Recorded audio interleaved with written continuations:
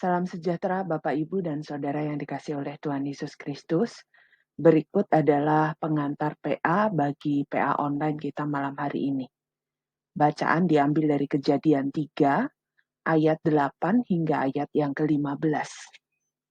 Kejadian 3, ayat 8 hingga 15. Ketika mereka mendengar bunyi langkah Tuhan Allah yang berjalan-jalan dalam taman itu pada waktu hari sejuk, bersembunyilah manusia dan istrinya itu terhadap Tuhan Allah di antara pohon-pohonan dalam taman.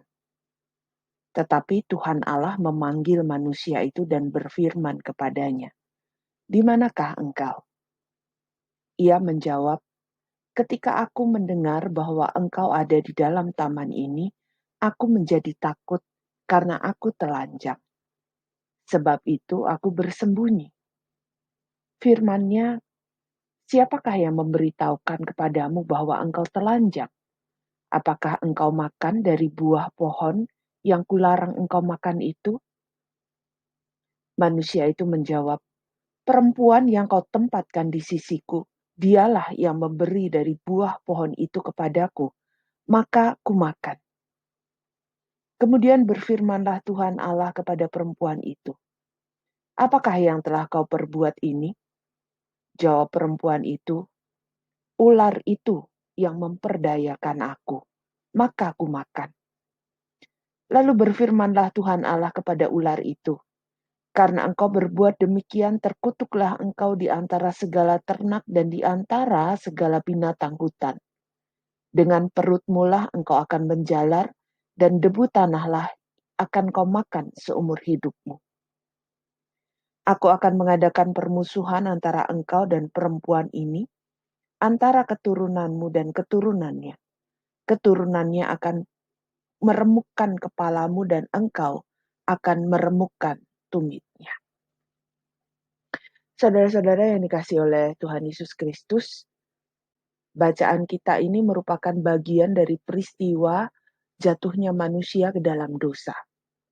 Jadi kalau kita membaca secara lengkap perikop pasal 3, Kejadian pasal 3, maka kita akan menemukan bahwa ini adalah kisah yang sudah sangat kita kenal tentang manusia jatuh dalam dosa. Nah, kronologinya adalah ular membujuk Hawa untuk memakan buah terlarang. Ya, dengan segala bujuk rayunya, ular berusaha mempengaruhi Hawa untuk melanggar apa yang sudah diperintahkan oleh Tuhan. Dan Hawa jatuh ke dalam dosa. Hawa melanggar apa yang sudah diperintahkan Tuhan kepadanya. Dan ketika Hawa sudah memakan buah itu, Hawa juga memberikannya kepada Adam. Nah, kemudian secara resmi mereka berdua menjadi dua orang yang melanggar apa yang sudah diperintahkan Tuhan. Nah, apa akibatnya saudara-saudara? Dampak dosa yang paling kelihatan yang pertama kali muncul dari Adam dan Hawa adalah rasa bersalah dan rasa takut. Mereka menyadari bahwa mereka sudah melanggar apa yang sudah diperintahkan oleh Tuhan, sehingga ketika Tuhan mencari mereka, mereka takut berjumpa dengan Allah. Mereka bersembunyi, mereka malu karena telanjang, mereka diliputi rasa was-was, rasa takut yang luar biasa. Padahal dalam pikiran mereka mungkin saja Tuhan tidak mengerti. Tetapi tidak dapat dipungkiri bahwa dampak dosa itu adalah selalu membuat manusia diliputi rasa was-was, bahkan rasa takut yang luar biasa. Dan ini juga dialami oleh Adam dan Hawa. Nah, dampak yang lain, saudara-saudara, dari dosa adalah rusaknya relasi tidak hanya dengan Allah, ya, tetapi juga sesama manusia. Rusaknya relasi dengan Allah ini yang pertama, kalau kita mengingat ayat Alkitab yang mengatakan upah dosa ialah maut. Apa artinya? Bisa punya dua arti, saudara-saudara. Maut dalam arti yang sesungguhnya, yaitu kematian, dan maut dalam arti manusia terpisah dari Sang Penciptanya, sumber kehidupannya. Ya, jadi kalau manusia terpisah dari sang sumber kehidupannya, maka sebenarnya manusia itu mengalami kematian. Nah, relasi yang rusak itu, relasi yang tidak harmonis itu juga terjadi pada manusia dengan manusia. Relasi dengan sesama yang rusak ini terlihat ketika Allah menegur Adam, maka Adam dengan cepat, dengan segera menyalahkan Hawa. Perempuan yang engkau tempatkan di sisiku ini yang membuat aku jatuh ke dalam dosa. Dan Hawa ketika ditanya juga menyalahkan ular. Manusia bisa saling menyalahkan karena dosa yang diperbuat. Manusia tidak mau bertanggung jawab dengan apa yang dia lakukan. Dan ini adalah dampak dari dosa, yaitu rusaknya relasi antara manusia dengan Tuhan Sang Penciptanya, tetapi juga antara manusia dengan sesamanya. Nah, saudara-saudara, sikap Allah sangat jelas. Allah tidak kompromi terhadap dosa. Allah murka terhadap pelanggaran yang sudah dilakukan oleh Adam dan Hawa, dan Allah menyatakan perang terhadap dosa. Dan ini diwujudkan dengan Allah memberikan hukuman sebagai akibat dari pelanggaran yang dilakukan oleh Adam dan Hawa juga ular. Ya, kita bisa membaca di ayat selanjutnya, Allah menjatuhkan hukuman baik kepada Adam, Hawa maupun ular. Namun, saudara-saudara, sikap bermusuhan terhadap dosa ini dibarengi dengan tekad Allah untuk mengembalikan kesejahteraan hidup manusia, mengembalikan manusia pada jalur yang sudah direncanakannya. Oleh karena itu, meskipun Tuhan menjatuhkan hukuman kepada manusia, Dia juga memberikan janji pembebasan manusia terhadap dosa. Dan ini disebutkan di ayat yang ke-15. Tuhan mengatakan bahwa keturunan ular akan meremukkan tumit keturunan perempuan. Sedangkan keturunan perempuan akan meremukkan kepala keturunan ular.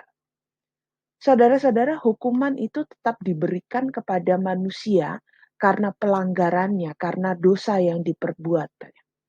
Tetapi Tuhan menggarisbawahi bahwa hukuman itu bukanlah hukuman yang menyebabkan kematian.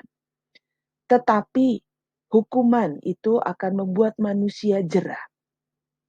Jadi Tuhan sangat serius, dan apa yang diungkapkan dalam Kejadian 3 ayat 15 ini disebut juga sebagai janji induk. Janji Tuhan untuk menyelamatkan manusia. Saudara-saudara, kalau kita berbicara soal dosa, kata dosa dalam bahasa Ibrani itu adalah khata. Khata itu artinya apa? Khata itu artinya melenceng dari sasaran.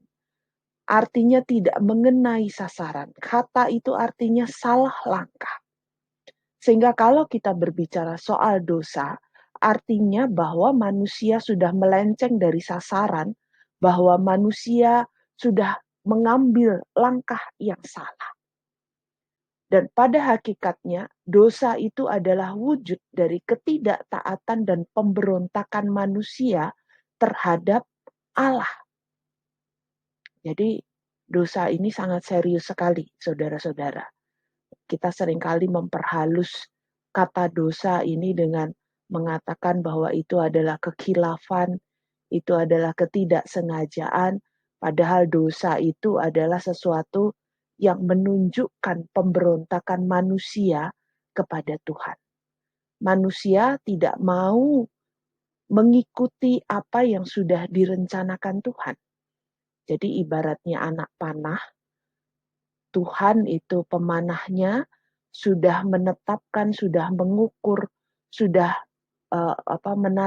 melihat targetnya, titik yang menjadi target, tujuannya, dan ketika anak panah itu dilepaskan, dia melenceng dari sasaran. Itulah dosa. Itulah pelanggaran yang dilakukan manusia. Dosa membuat manusia melenceng dari sasaran, melenceng dari Tuhan. Dosa juga membuat manusia kemudian terpisah dari Allah. Ya. Jadi dosa itu membuat manusia tidak lagi bisa hidup bersama-sama dengan Tuhan. Ya, kalau kita membaca di Kejadian 3, sebelum manusia jatuh ke dalam dosa, uh, hubungan antara manusia dan Allah itu sangat akrab. Diceritakan mereka sering ngobrol bersama, sering berjalan bersama di Taman Eden. Tetapi dosa membuat manusia kemudian kehilangan semuanya itu. Dan kemudian saudara-saudara, manusia tidak bisa lepas dari jerat dosa. Manusia mau sekeras apapun usahanya, dia tidak akan bisa terbebas lagi dari jerat dosa. Oleh karena itu, Allah yang kemudian pertama-tama berinisiatif mencari manusia. Jadi ketika Allah mencari Adam dan Hawa di Taman Eden, bukan Allah tidak mengerti di mana Adam dan Hawa berada. Tetapi itu adalah tindakan simbolis Allah yang mau mencari manusia dan berusaha melepaskan manusia dari jerat dosa. Dan untuk hal ini diperlukan tanggapan ataupun respon dari manusia. Allah yang sudah terlebih dahulu berinisiatif untuk membebaskan manusia dari jerat dosa, dan manusia perlu menanggapinya dengan berusaha hidup kembali pada sasaran yang semula. Jadi lawan dari kata dosa itu sebenarnya adalah teosentris. Jadi ketika kita mau bebas dari jerat dosa, maka yang bisa kita lakukan sebagai tanggapan ataupun respon dari janji Allah adalah berusaha untuk hidup kembali berpusat kepada Allah. Nah, saudara-saudara, ada 3 pertanyaan pendalaman. Yang pertama, apakah dosa itu? Mengapa kuasa dosa bisa begitu menjerat kehidupan manusia? Yang kedua, berkaca dari kisah Adam dan Hawa, apa yang saudara lakukan jika saudara jatuh ke dalam dosa? Dan yang ketiga, apa pendapat saudara mengenai janji Allah yang disebut tadi janji induk?